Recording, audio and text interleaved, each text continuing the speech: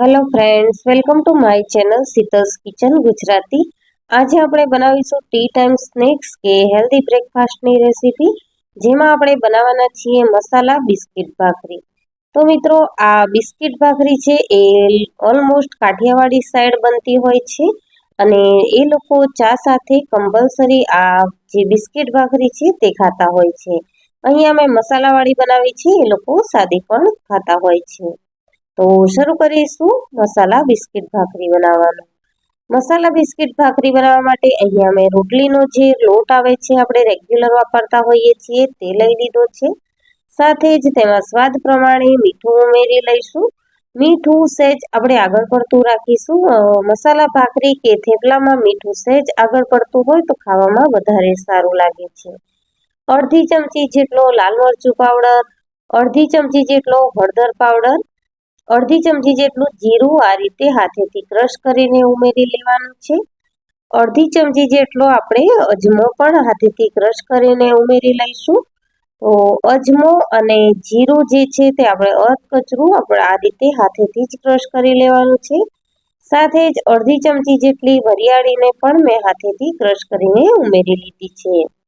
1 ચમચી જેટલા સફેદ તલ ઉમેરીશું અને મસાલા ભાખરી છે તે ખાટી મીઠી બનીને રેડી થાય એટલે આપણે અડધી ચમચી જેટલી ખાંડ ઉમેરી છે. સાથે જ 1 મોટી ચમચી જેટલી લસણની પેસ્ટ અને 2 થી 3 મોટી ચમચી જેટલું મોવણ માટે આપણે તેલ ઉમેરીશું. બધા જ મસાલા આપણે લોટમાં કરી દીધા પછી આ રીતનું હું મીડિયમ ખાટું એવું 1 વાટકી દહીં લઈ રહી છું. દહીં ઉમેરવાથી ભાખરી છે તે સરસ ખાટી મીઠી બનશે અને જો 2 દિવસ તમારે રાખવી હશે તો પણ તે સરસ એવી સોફ્ટ રહેશે. તો આ રીતે આપણે લોટને બધા જ મસાલા અને દહીં સાથે સારી રીતે મિક્સ કરી લઈશું અને ત્યારબાદ થોડું થોડું પાણી ઉમેરતા જઈ અને આપણે કઠણ લોટ બાંધી લેવાનો છે. આ બિસ્કિટ ભાખરી છે મિત્રો, તમે 2 થી 3 દિવસ સુધી સ્ટોર કરીને રાખી શકો છો. તો આ રીતે જ્યારે પણ તમારે ઉતાવળ હોય કે બાળકોના લંચ બોક્સમાં આપવી હોય તો તમે આ રીતે આગલા દિવસે બિસ્કિટ ભાખરી બનાવીને રાખી શકો છો. તો અહીંયા મેં થોડું થોડું પાણી ઉમેરતા જઈ અને આ રીતનો કઠણ લોટ બાંધી લીધો છે. જેવા લોટથી આપણે ભાખરી બનાવતા હોઈએ છીએ એવો જ લોટ બાંધી લેવાનો છે. 20 મિનિટ જેવું લોટને મેં સાઈડમાં રહેવા દીધું અને ત્યારબાદ એકવાર ફરીથી આપણે લોટને આ રીતે કેળવી લઈશું.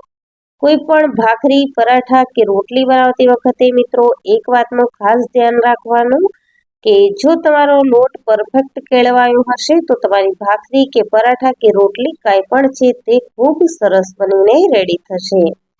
આ રીતે મેં બધા જ લુવા બનાવી લીધા છે અને લુવાને ફિનિશિંગમાં લાવવા માટે આ રીતે આપણે પાટલીની મદદ લઈ અને લુવાને ગોળ કરીશું.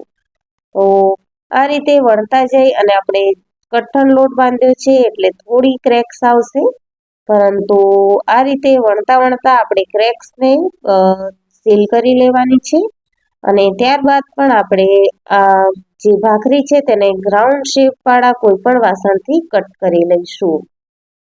જો તમારે કટ ન કરવી હોય તો પણ ચાલે, પરંતુ કટ કરશો તો શેપ છે તે બિસ્કિટ ભાખરીનો ખૂબ સારો જોવાશે. તો અહીંયા મેં આ રીતે ડબ્બાના ઢાંકણથી ભાખરીને સરસ એવી કટ કરી લીધી છે. તો તમે જોઈ શકો છો કે ખૂબ સરસ એવી ભાખરી આપણી જોવાઈ રહી છે. અહીંયા હું બધી જ ભાખરી વણી લઈને આપણે કઠણ લોટ બાંધ્યો છે એટલે ચીપકવાની કોઈ શક્યતા નથી.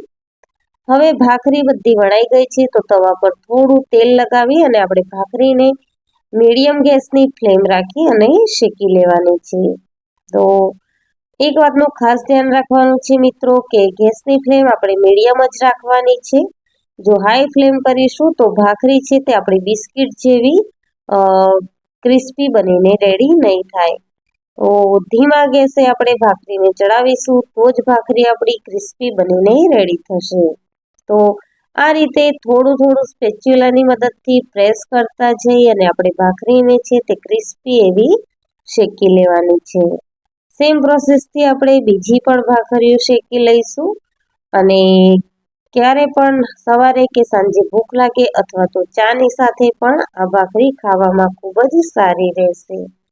અને દહીં અને ખાંડનો ઉપયોગ કર્યો હોવાથી આ ભાખરી છે તે સરસ એવી ખાટી મીઠી બનીને રેડી થાય છે. દહીંના ઉપયોગના કારણે તે સોફ્ટનેસ પણ આપે છે અને આ રીતે શેકવાથી તે એકદમ ક્રિસ્પી એવી બનીને રેડી થાય છે. અહીંયા મેં બધી જ ભાખરી છે તે શેકી લીધી છે અને આપણે ઢાંકણથી કટ કરી હતી તો એક સરખા શેપમાં સરસ એવી જોવાઈ રહી છે.